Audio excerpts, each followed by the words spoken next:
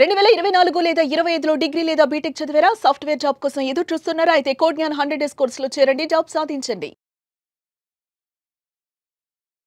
నమస్కారం అనిల్ సింగ్ గారు. నమస్తే శిరీష. సార్, ఎవరైతే కొత్తగా ఇల్లు కట్టుకోవాలి అన్న ఆలోచనతో ఉన్న వాళ్ళందరికీ కేంద్ర ప్రభుత్వం ఒక గుడ్ న్యూస్ చెప్పింది అని చెప్పొచ్చు. వాళ్ళందరికీ కూడా 25 లక్షల వరకు లోన్ ఇచ్చే అవకాశం ఉంది అని చెప్తూ ఉన్నారు. మరి ఆ లోన్ పొందాలి అంటే వాళ్ళకు ఉండాల్సిన ఎలిజిబిలిటీ ఏంటి, అది ఎవరెవరికి వర్తిస్తుందంటారు, దానికి సంబంధించిన అప్డేట్స్ ఏంటి సార్? నిజంగానే మీ అందరికి కూడా చాలా లాభం చేకూర్చే అప్డేట్ ఇది. ఓకేనా? సో కేంద్ర ప్రభుత్వం యాక్చువల్గా చెప్పాలి అంటే కోవిడ్ సమయంలో చాలామంది ఫ్యామిలీస్ అందరూ కూడా ఆ ఇన్కమ్ ప్రాబ్లమ్స్ జరిగినందువల్ల చాలామంది చనిపోవడం వల్ల ఏం జరిగిందంటే ఫ్యామిలీస్కి ఒక సపోర్ట్ అంటూ లేకుండా పోయింది. సో గవర్నమెంట్ ఆఫ్ ఇండియా ఏం ఆలోచించిందంటే లిటరల్గా వీళ్ళందరూ కూడా ప్రైవేట్ జాబ్స్లో ఉంటారు, చిన్న వ్యాపారాలు చేసుకుంటారు, లేదంటే ఒక వ్యవసాయం కూడా చేసుకునే వాళ్ళు మన రైతన్నలు అందరూ ఉన్నారు. ఇందులో చాలామంది కోవిడ్ నిజంగానే సోకకపోయినా ఆ భయంతో చాలామంది చనిపోయారు. సో దేవర్ మెనీ డెత్స్ అనమాట. సో ఆ టైంలో ఒక రియలైజేషన్ ఏం జరిగిందంటే మనిషికి ఇల్లు ఎంత ఇంపార్టెంట్. ఎందుకంటే ఇంట్లో సంపాదించేవాడు ఒకవేళ లేకపోతే ఇంట్లో ఉన్న వాళ్ళు ఎక్కడికి వెళ్ళిపోవాలి? వాళ్ళకు 3 పూటలు ఎవరు సపోర్ట్ చేస్తారు? సంపాదించి పెట్టి ఆ అన్నం కానివ్వండి, అండ్ నెత్తి మీద కావాల్సిన అలాంటి ఆ రూఫ్ కానివ్వండి, ఇంటి రూఫ్ కానివ్వండి. ఎందుకంటే మీరు ఒక 3 months రెంట్ కట్టకపోతే ఏ ఓనర్ కూడా ఊరుకోడు. ఎందుకంటే వాళ్ళకు కూడా ఒక రెంటల్ ఇన్కమ్ అనేది ఉంటుంది కాబట్టి రెంట్ ఒకవేళ టైంకి పే చేయకపోతే వాళ్ళు కూడా ప్లీజ్ ఖాళీ చేసి వెళ్ళిపోండి అంటారు. ఈ సిచ్యువేషన్ భరించలేక అసలు నిజంగా జనాలు చనిపోవడం ఏంటో కానీ దాని తర్వాత జనాలు రోడ్డు మీదకి రావడం అంటూ ఎక్కువ జరిగింది. Because of income sources dry out అయిపోయాయి. సోల్ బ్రెడ్ ఎర్నర్ ఎవరైతే ఉన్నారో వారు చనిపోవడం వల్ల కానివ్వండి, వారు సిక్ అయిపోవడం కానివ్వండి, వాళ్ళు చాలా సీరియస్ అయిపోవడం కానివ్వండి. సో ఇవన్నీ జరగడం వల్ల ఏంటంటే ఎంతోమందికి ఆ టైంలో కూడా గ్రహించారు ఏంటంటే ఇల్లు ఉండాలి, కారు ఉన్నా ఉండకున్నా పర్వాలేదు, మిగతావి బంగారం నగలు ఉన్నా ఉండకున్నా పర్వాలేదు, కానీ ఇల్లు మాత్రం ఖచ్చితంగా మన నెత్తి మీద ఒక కైండ్ ఆఫ్ ఆ నీడలాగా ఉంటుంది, ఆ సపోర్ట్ ఉంటుంది పిల్లలకి. అండ్ ఎవరు కూడా మిమ్మల్ని వచ్చేసి మీ ఇంట్లో నుంచి గంటారు. Because government at the same time ఏం చేసిందంటే ఇలాంటి విలువని జనాలు తెలుసుకున్న తర్వాత at the same time there is a need of construction of housing plan అనమాట. సో ఎందుకంటే లోవర్ మిడిల్ క్లాస్ వాళ్ళు ఎవరైతే ఉన్నారో ఈడబ్ల్యూఎస్ అంటారు వాడిని, అంటే ఎకనామికల్లీ వీకర్ సెక్షన్స్. సో వీళ్ళందరూ కూడా ఈడబ్ల్యూఎస్, ఎల్ఐజీ అండ్ ఎంఐజీ వాళ్ళకు మాత్రమే ఈ లోన్ వచ్చే అవకాశం ఉంటుంది. దానికి కూడా కొన్ని టర్మ్స్ అండ్ కండిషన్స్ ఉన్నాయి, చెప్తాను. సో ఈడబ్ల్యూఎస్ చెప్పాను కదా మీకు డీటెయిల్స్. ఎల్ఐజీ అంటే లో ఇన్కమ్ గ్రూప్, ఎంఐజీ అంటే మీడియం ఇన్కమ్ గ్రూప్ అనమాట. సో ఎవరైతే నెలకు 10-15 వేలు సంపాదిస్తున్నారో, లేదంటే మ్యాక్సిమం 35,000 25,000 నాటికైనా జీతాలు ఉన్న వాళ్ళందరూ కూడా వీళ్ళు ఒకవేళ ఇల్లు సంపాదించుకోలేకపోతే there will be a huge crisis in the cities. ఇప్పుడు ఫర్ ఎగ్జాంపుల్ అండి, సిటీలో అందరు డబ్బులు ఉన్న వాళ్ళు ఉంటారు, అంటే బంగ్లోస్ ఉంటాయి, విల్లాస్ ఉంటాయి, రో హౌసెస్ ఉంటాయి, పెద్ద పెద్ద అపార్ట్మెంట్స్, ఫ్లాట్స్, లగ్జరీ ఉంది. ఇప్పుడు వీళ్ళందరూ కూడా ఫ్యాక్టరీస్ పెడుతున్నారు, కంపెనీస్ పెడుతున్నారు, ఆర్ వీళ్ళందరూ కూడా ఎంప్లాయ్మెంట్ అవకాశాలు ఇస్తున్నారు. అంటే ఎవరైతే లో ఇన్కమ్ గ్రూప్ వాళ్ళు ఉన్నారో వాళ్ళందరికీ ఉద్యోగ అవకాశాలు ఇస్తున్నారు. మరి ఆ ఉద్యోగాల్లో చేరి ఉద్యోగం చేసుకోవాలి అనుకుంటే సిటీలో ఎంతకాలం అని చెప్పేసి మీరు రెంటెడ్ హౌస్లో ఉంటారు చెప్పండి. సో గవర్నమెంట్ ఆఫ్ ఇండియా ఏం చేసిందంటే ఇమ్మీడియట్గా let's build a housing plan for the EWS to MIG వాళ్ళందరి కోసం. ఎందుకంటే వాళ్ళు ఉంటేనే కదండి మీ వ్యాపారాలు నడుస్తాయి. వాళ్ళు వచ్చి మీకోసం పనిచేస్తేనే కదా మీరు వాళ్ళ జీతాలు పే చేస్తారు. At the same time productivity అనేది పెరుగుతుంది సిటీస్లో. సో కాబట్టి ఇదంతా కూడా కరెక్ట్గా జరగాలి, ఈ సైకిల్ డిస్టర్బ్ అవ్వద్దని చెప్పేసి గవర్నమెంట్ ఆఫ్ ఇండియా ఏం చేసిందంటే పిఎం ఆవాస్ యోజన అని చెప్పేసి 2020 కోవిడ్ సమయంలో, ఇది యాక్చువల్గా దానికంటే ముందు నుంచి స్టార్ట్ చేశారు, but it was not popular. ఆ టైంలో నాకు కూడా తెలియదు నిజంగా చెప్పాలి అంటే, because this kind of a scheme was existing అనేసి. సో ఆ టైంలో even my family thought we need to go for a house. So ఖచ్చితంగా అఫ్కోర్స్ ప్లాన్ ఎప్పటి నుంచో ఉండే, కొందాము ఇవాళ రేపు అని చెప్పేసి పోస్ట్పోన్ చేస్తున్నాం. కానీ సడన్గా కోవిడ్ వచ్చేసరికి ఎస్, నా భార్య నా పిల్లల కోసము ఎవరూ లేరు సపోర్ట్ చేసేవాళ్ళు, వాళ్ళందరూ కూడా పిల్లలు చాలా చిన్న ఏజ్లో ఉండే. So I don't want to take a chance. నేనేం చేశానంటే ఇమ్మీడియట్గా హోమ్ లోన్ కోసం అప్లై చేశాను, thanks to the banker who financed my home loan. So వాళ్ళ దగ్గరికి వెళ్ళిన తర్వాత స్ట్రైట్ అవే వాళ్ళు చెప్పారు, సార్ ఇలా మీరు ఈ ఇన్కమ్ గ్రూప్స్లో వస్తే మీకు ఖచ్చితంగా మీకు ఒకలాంటి గవర్నమెంట్ ఆఫ్ ఇండియా నుంచి PMAYలో సపోర్ట్ వస్తుంది. అంటే ఇంతకన్నా మంచి శుభవార్త ఇంకేముంటుందని చెప్పేసి ఇమ్మీడియట్గా మేము ఆ డాక్యుమెంట్స్ కూడా అన్ని సైన్ చేసేసాము. గవర్నమెంట్ ఆఫ్ ఇండియా నుంచి డైరెక్ట్గా అమౌంట్ అన్నది ఇంట్రెస్ట్ సబ్సిడీ అమౌంట్ అనేది ఆ లోనీ అకౌంట్లో, అంటే నా బిజినెస్ అకౌంట్లో నేను తీసుకున్నాను కాబట్టి అందులో డైరెక్ట్గా మాకు అమౌంట్ కూడా వచ్చేసింది. అంటే అది మన చేతికి రాదు, ఆ డబ్బులు మన చేతికి రావు, మనం ఖర్చు పెట్టుకుంటాం అని చెప్పేసి. సో ఆ డబ్బులు ఎక్కడికి వెళ్తాయి అంటే ఆ లోన్ అకౌంట్ ఏదైతే ఉంటుందో, మీరు హోమ్ లోన్ తీసుకుంటారు కదా, ఆ హోమ్ లోన్ అకౌంట్లోకి వెళ్తాయి అనమాట. కానీ పేరు మాత్రం మీద ఉంటుంది, అమౌంట్ మాత్రం హోమ్ లోన్కి వెళ్తుంది. ఫర్ ఎగ్జాంపుల్ ఇప్పుడు ఒక 30-35 lakhs రూపీస్ లోన్ తీసుకున్నాం అనుకోండి. సో ఆ లోన్ అమౌంట్లో ఏమవుతుందంటే ఇది ఒక దాదాపు 3 నుంచి 5 లక్షల రూపాయలు ఏదైతే అమౌంట్ మీకు సబ్సిడీ అమౌంట్ వస్తుంది కదా, అందులో తగ్గిపోతుంది అనమాట ప్రిన్సిపల్ అమౌంట్లో. అంటే ఫర్ ఎగ్జాంపుల్ 35 lakhs లోన్ తీసుకుంటే 5 లక్షలు మీకు గవర్నమెంట్ ఆఫ్ ఇండియా నుంచి వచ్చింది అనుకోండి, అప్పుడు 30 లక్షల వరకే మీరు లోన్ అమౌంట్ కట్టుకోవాలి. పైగా అదొక్కటే కాకుండా మీకు ఈ లోన్ ఇంట్రెస్ట్ ఏదైతే ఉంటుందో చాలా లో ఉంటుంది. ఇట్స్ కంప్లీట్లీ లో అనమాట. మీరు వెళ్ళి వేరే బ్యాంక్స్లో ఏదైనా మీకు ఎలిజిబిలిటీ లేదు, మీరు ఒకవేళ HIGలో ఉన్నారనుకోండి, అంటే హై ఇన్కమ్ గ్రూప్, నెలకు మీరు 5 లక్షలు 10 లక్షలు 20 లక్షలు సంపాదిస్తున్నారు అంటే మీకు ఇది ఎలిజిబిలిటీ ఉండదు. సో మిగతా వాళ్ళు ఎవరెవరైతే ఈ అండర్ సెక్షన్లో మీరు అప్లై చేస్తున్నారో వాళ్ళందరికీ కూడా గవర్నమెంట్ ఆఫ్ ఇండియా ఏం చేసిందంటే they gave this entire kind of a facility. So మీరు కావాలి అనుకుంటే PMAY-urban.gov.in/about అని చెప్పి మీరు టైప్ చేస్తే, జస్ట్ మీరు PMAY అని చెప్పి గూగుల్లో సెర్చ్ చేసినా కానీ మీకు డీటెయిల్స్ అన్నీ వచ్చేస్తాయి. అందులో మీకు ఈ వెబ్సైట్లో చాలా డెప్త్గా ఉందండి. ఇవన్నీ కూడా ట్యాబ్స్ అన్నీ కూడా చక్కగా చదవాలి.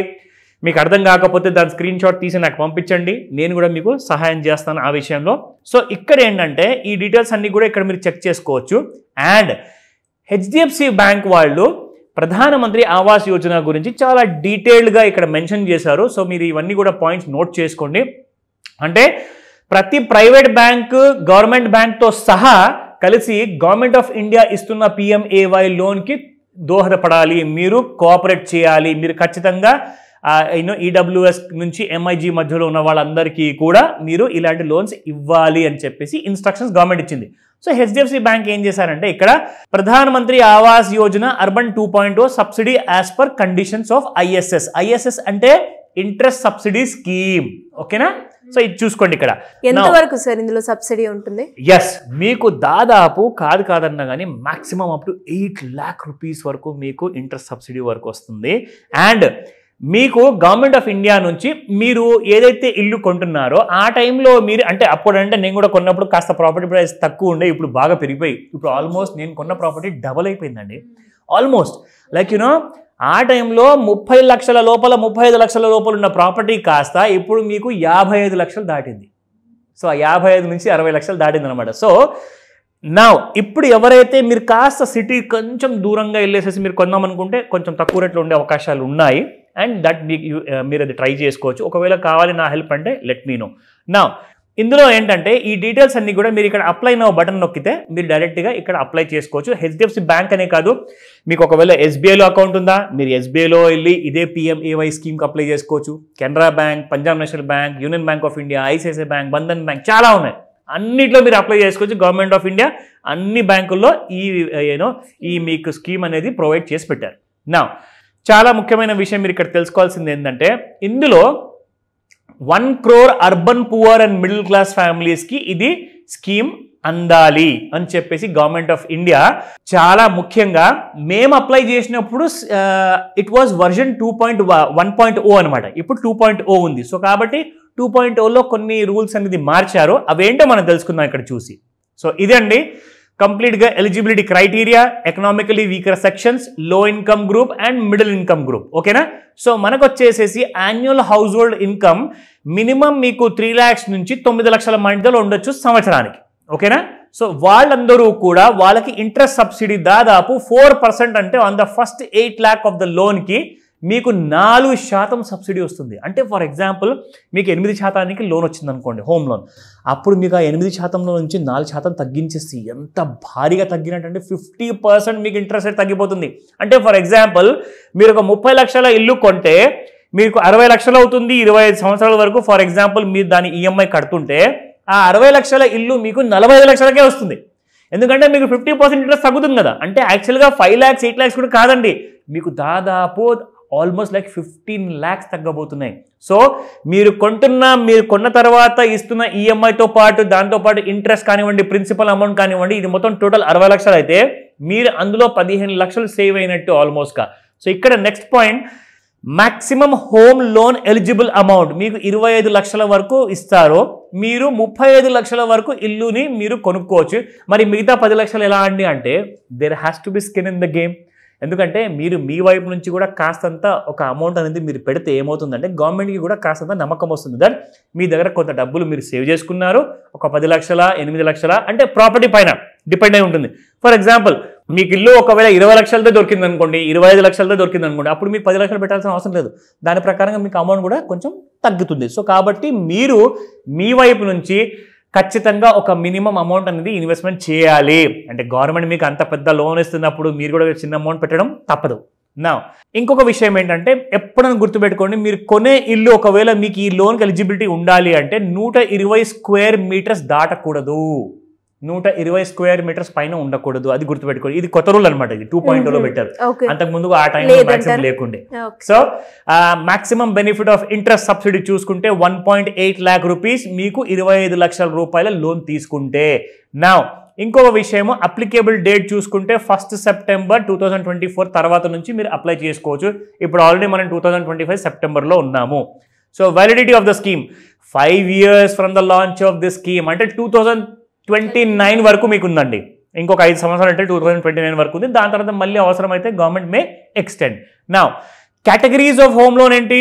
మీరు కొనాలనుకుంటున్నారా, లేదంటే అమ్మేసిన సెకండ్ హ్యాండ్ హోమ్ని మళ్ళీ రీపర్చేస్ చేద్దాం అనుకుంటున్నారా, లేదంటే మీరు కట్టుకోవాలనుకుంటున్నారా? ఇందాక మీ ప్రశ్నలో అడిగారు ఎవరైనా ఇల్లు కట్టుకోవాలి అనుకుంటే ఎలా అది వాళ్ళకని చెప్పేసి. So if you want to construct a house, మీ దగ్గర ప్లాట్ ఉందనుకోండి, ఒక 100 గజాలు ఉందా, 50 గజాలు ఉందా, మీ దగ్గర ల్యాండ్ ఉన్నా కానీ మీరు దాని మీద మీరు కట్టుకోవడానికి కూడా లోన్ తీసుకోవచ్చు. So you are eligible for that. నా డాక్యుమెంటేషన్ విషయానికి వస్తే చాలా important. 2 category of people will apply. ఎవరంటే మొదటి కేటగిరీ సాలరీడ్, రెండోది బిజినెస్. ఓకేనా? సో సాలరీడ్ వాళ్ళకి ఖచ్చితంగా మీరు 6 months to 1 year ఒకవేళ బ్యాంక్ అడిగింది అనుకోండి, depending upon the job what you are into. అంటే మీరు ఎలాంటి ఉద్యోగంలో ఉన్నారు, అది హై రిస్క్ ఉద్యోగమా, లో రిస్క్ ఉద్యోగమా, అండ్ మీరు ఎంత సంపాదిస్తున్నారు, ఎన్ని సంవత్సరాల నుంచి ఒకటే కంపెనీలో జాబ్ చేస్తున్నారు, ఇవన్నీ అడుగుతారు మీకు. సో అందులో మినిమం మీకు 6 months to 1 year bank statement అడుగుతారు. అండ్ మీకు ఒక 6 months or 3 months pay slip, అంటే మీరు శాలరీ స్లిప్, మీరు జీతం మీ బ్యాంక్లో పడుతున్నట్టుగా మీకు రుజువు అనమాట, ఆధారం. అందులో మీకు పిఎఫ్ కట్ అవుతున్నట్టుగా పిఎఫ్ అకౌంట్ నంబర్ కూడా ఉండాలి. పిఎఫ్ అకౌంట్ నంబర్ లేకపోతే మీకు లోన్ వచ్చే అవకాశాలు చాలా తక్కువ ఉన్నాయి. నా దాంతోపాటే మీ ఆధార్ కార్డ్ కానివ్వండి, పాన్ కార్డ్ కానివ్వండి, అండ్ మీ క్రెడిట్ స్కోర్ చూస్తారు, మీ సిబిల్ స్కోర్ చూస్తారు. అక్కడ తేడా వచ్చిందనుకోండి మీకు లోన్ రిజెక్ట్ అయ్యే అవకాశాలు ఉంటాయి. అండ్ మనం ఇలాంటి అవకాశంలో మనకు తప్పకుండా పాల్గొనాలి అనుకుంటే ఎలా మనం ఇమ్మీడియట్గా మనం క్రెడిట్ స్కోర్ పెంచుకోవాలి, ఆ క్లాస్ కూడా మాస్టర్ క్లాస్లో చెప్తాను. ఆ విషయం కూడా మీరు తెలుసుకోండి. ఎందుకంటే మీరు కాస్త కూడా మీ క్రెడిట్ స్కోర్ తగ్గిందనుకోండి అక్కడ మీకు లోన్ రిజెక్ట్ అయిపోతుంది. ముఖ్యమైనది ఏంటంటే మీకు ఈ అవకాశం చేతి నుంచి జారిపోతుంది. సో కాబట్టి ఇలాంటి విషయాల్లో ముఖ్యంగా ఇవన్నీ నేర్చుకొని మరి మీరు బ్యాంక్ దగ్గరికి వెళ్ళి, ఎందుకంటే నేను ఆల్రెడీ ఎక్స్పీరియన్స్ ఈ విషయంలో, నేను ఇల్లు కొన్నాను కాబట్టి నాకు ఐడియా ఉంది కాబట్టి మీకు హ్యాపీగా స్మూత్గా ఆ ప్రొసీజర్ అనేది నేను చేపించేస్తాను. ఓకేనా? నా రెండో విషయం ఏంటంటే బిజినెస్ పర్సన్స్కి డాక్యుమెంట్ ఏంటి? ఐటీఆర్ ఉండాలి. ఇన్కమ్ ట్యాక్స్ రిటర్న్స్ మీరు ప్రతి సంవత్సరం కట్టారా లేదా, దానికి ఫైలింగ్ చేశారా లేదా, ఇవన్నీ కూడా మీరు గుర్తుపెట్టుకోండి. Last 3 to 4 years IT returns మీకు ఖచ్చితంగా ఉండాల్సిందే. అండ్ మిగతా డాక్యుమెంట్స్ అంటారా, సిబిల్ స్కోర్ ఉండాలి, ఆధార్ కార్డు ఉండాలి, పాన్ కార్డు ఉండాలి. అండ్ మీరు ఎక్కువగా లోన్ అమౌంట్స్ పెట్టుకోకండి. వేరే ఈఎంఐస్ ఉంటే మాత్రం మీకు ఇన్కమ్ తగ్గిపోతుంది కాబట్టి మీకు లోన్ వచ్చే అవకాశం కూడా మళ్ళీ తగ్గిపోతుంది కదా. So salaried and business people జాగ్రత్తగా ఈ విషయాలని పాటించండి. అండ్ ఇంత మంచి అవకాశాన్ని జారిపోనివ్వకుండా జాగ్రత్త కాపాడుకోండి. ఈ బెనిఫిట్ తీసుకోమని చెప్తాను. డౌట్స్ ఉన్నాయా? ఈ రోజే కాల్ చేయండి. Thank you sir. Thank you so much. Welcome Sirisha.